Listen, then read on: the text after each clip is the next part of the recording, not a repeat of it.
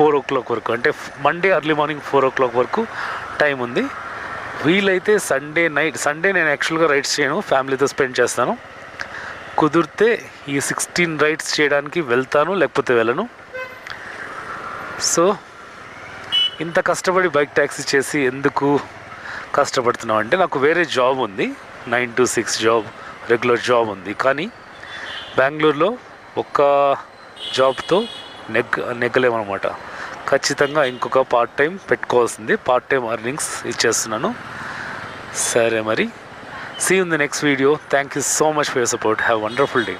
Morning 16 rides pending ఉండగా మనం ఇంటికి వెళ్ళిపోయాం కదా, అంటే 12 hours కన్నా ఎక్కువ వర్క్ చేయకూడదని ఊబర్ కండిషన్ ఒకటి. సో 10:30కి అట్లా వెళ్ళిపోయాను ఇంటికి.